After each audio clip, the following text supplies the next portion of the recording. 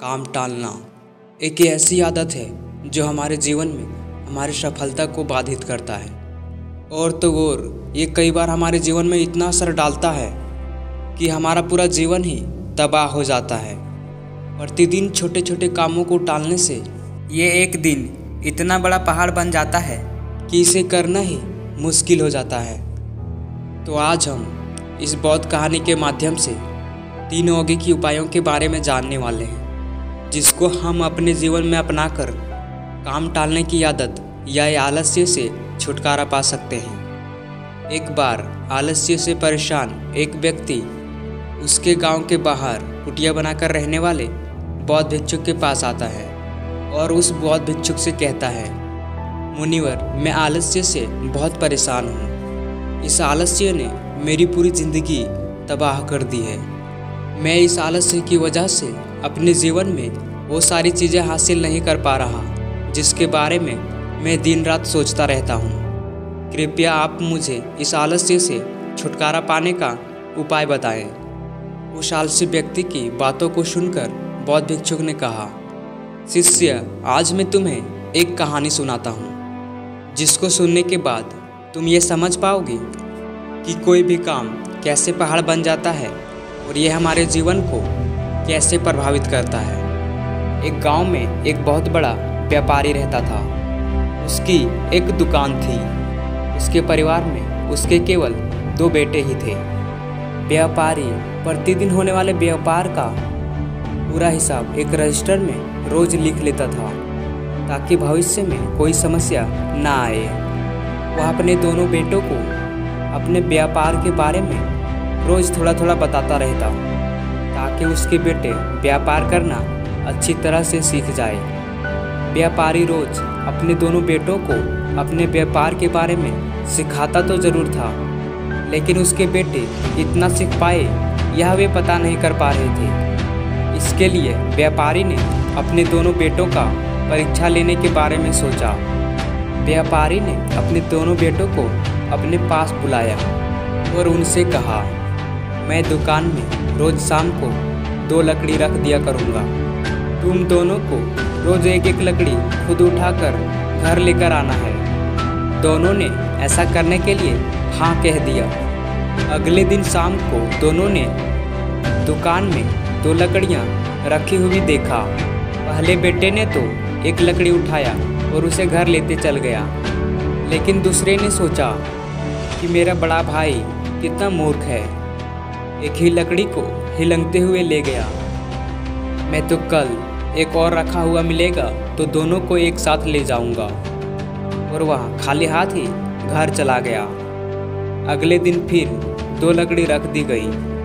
आज भी पहले बेटे ने तो अपने हिस्से की एक लकड़ी को लेकर घर चला गया, लेकिन दूसरे ने सोचा, अभी मेरे हिस्से की 2 ही लकड़ी तो हुए हैं।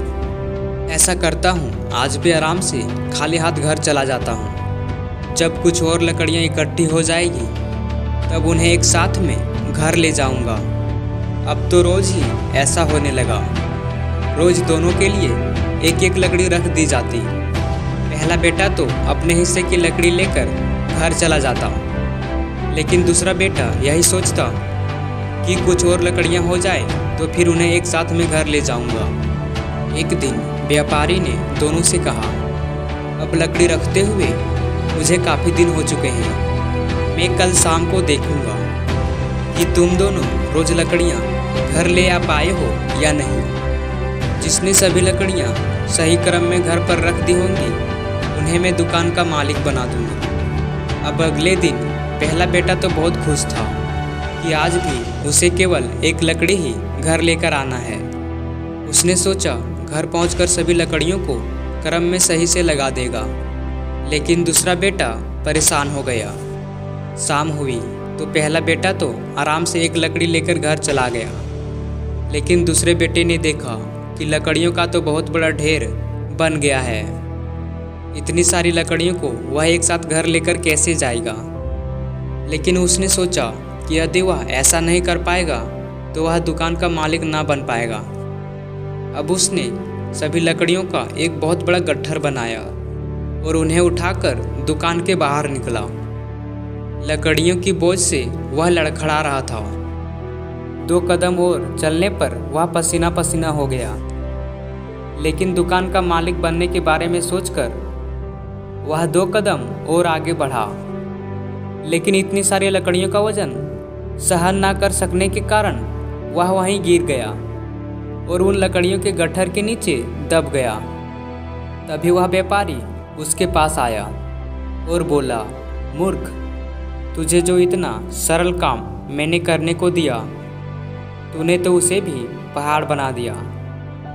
अगर तू रोज के रोज एक लकड़ी घर पहुंचाता रहता तो आज अपने भाई की तरह खुशी से घर पर मेरा इंतजार कर रहा होता। लेकिन रोज के इतने सरल काम को तूने आज इतना कठिन बना दिया कि उसी काम के बोझ के नीचे तुम आज दबे हुए हो। मैंने जो तुम्हें सिखाया था शायद तुम अच्छे से नहीं सीखा। अब उस व्यापारी ने घर जाकर पहले बेटे को दुकान का मालिक बना दिया। बौद्ध भिक्षुक उस आलसी व्यक्ति को कहानी का निष्कर्ष बताते हुए कहते हैं, आजकल की भाग दौड़ भरी जिंदगी में हम लोगों को रोज कुछ काम करने होते हैं। इनमें से कुछ कार्य नए होते हैं तो कुछ कार्य पुराने। यदि हम आज करने वाले छोटे छोटे कार्यों को कल पर टाल देते हैं और जब कल आता है तो परसों के लिए टाल देते हैं, तो वही छोटे छोटे कार्य जो आसानी से और बहुत जल्दी किया जा सकता था, अब वह एक साथ इकट्ठा होने के कारण बहुत बड़ा अर्थात कठिन कार्य बन जाते हैं, जिन्हें करना अब बहुत मुश्किल हो जाता है। और जब अचानक ज़रूरत पड़ने पर हम उन कार्यों को एक साथ करना चाहते हैं तो एक भी कार्य सही से नहीं हो पाता है और हम उन कार्यों को बोझ को नहीं संभाल पाते हैं। इससे हमारा आत्मविश्वास भी खुद के प्रति कम हो जाता है। मुनिवर, मैं ये तो समझ गया कि काम को टालने से वो एक दिन पहाड़ बन जाता है, पर क्या आप मुझे ये बता सकते हैं कि हम काम क्यों टालते हैं या आलसी कैसे बन जाते हैं? बौद्ध भिक्षुक ने कहा, काम टालने के मुख्यतः 3 कारण होते हैं। इसमें सबसे पहला, जो लगभग सभी लोग करते हैं, वो ये है कि उन्हें लगता है अभी उनके पास बहुत समय है, बाद में कर लेंगे, और वे ये नहीं सोच पाते कि जब उन्हें अभी वह काम करने का मन नहीं कर रहा तो बाद में फिर कैसे मन करेगा। इसके अलावा बाद में उन्हें कोई और काम भी हो सकता है। यह समय की रफ्तार बहुत तेज है, कभी भी किसी के साथ कुछ भी हो सकता है। बौद्ध भिक्षुक दूसरी बात बताते हुए कहते हैं, काम टालने की दूसरा कारण है हमारे आसपास के लोग, दोस्त और परिवार या संबंधी।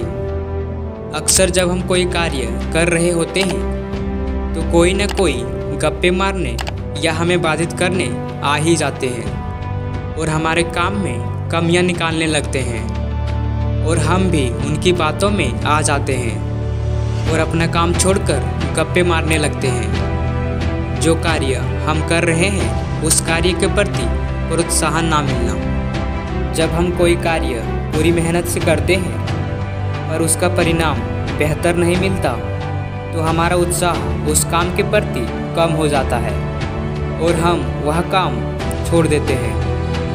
दोस्तों, यदि हम आधुनिक समय के अनुसार बात करें तो काम टालने की सबसे बड़ी कारण है सोशल मीडिया। आज हम अपना काम छोड़कर घंटों तक सोशल मीडिया में डूबे रहते हैं। वह आलसी व्यक्ति ने बौद्ध भिक्षुक से कहा, मुनिवर, मैं ये तो समझ गया कि हम आलसी कैसे बन जाते हैं, पर क्या आप मुझे कुछ ऐसे यौगिक उपाय बता सकते हैं जिससे हमारा आलसीपन कम होगा और हम अपने कार्य को लगातार करते रहेंगे? बौद्ध भिक्षुक ने कहा, हाँ शिष्य, मैं तुम्हें 3 यौगिक उपाय बता रहा हूँ। यदि तुम इसको अपने जीवन में अपनाते हो तो निश्चित ही तुम्हारा आलसीपन खत्म हो जाएगा। आलसी व्यक्ति ने कहा, जी मुनिवर, मैं ज़रूर अपनाऊंगा, कृपया आप मुझे उन उपायों के बारे में बताएं। बौद्ध भिक्षुक ने कहा, पहला उपाय, अपने कार्य को करने का एक निश्चित समय निर्धारित करो। जैसे कि यदि तुम्हें व्यायाम करना है तो ये निश्चित कर लो कि कितना बजे करना है, कहाँ करना है और कितनी देर करना है, और इसे निश्चित रूप से वही समय में करो। किसी भी स्थिति में कुछ देर बाद पर या कल पर मत टालना। शुरुआत में ये तुम्हें बुरा लग सकता है, पर बाद में आदत हो जाएगी। बौद्ध भिक्षुक दूसरी उपाय बताते हुए कहते हैं, अपने मन को नियंत्रण में रखना सीखो। अपने मन को अपने काम के अलावा अन्य किसी भी चीज़ में भटकने से रोको। अगर तुम अपने मन को नियंत्रित कर लिया तो फिर तुम्हें कोई व्यक्ति या वस्तु तुम्हें तुम्हारे काम को करने से भटका नहीं सकता। बौद्ध भिक्षुक तीसरी और आखिरी उपाय बताते हुए उस आलसी व्यक्ति से कहते हैं, अकेले रहना सीखो। यदि तुम अकेले रहोगे तो तुम्हें भटकाने वाला कोई भी नहीं रहेगा और तुम अपना सभी कार्य निश्चित समय पर कर पाओगे। वह आलसी व्यक्ति बौद्ध भिक्षुक से कहता है, मुनिवर, अब मैं पूरी तरह से समझ गया हूँ। अब मैं कभी भी आलसी नहीं बनूंगा। आपका बहुत बहुत धन्यवाद। और इतना कहकर वह वहाँ से चला जाता है।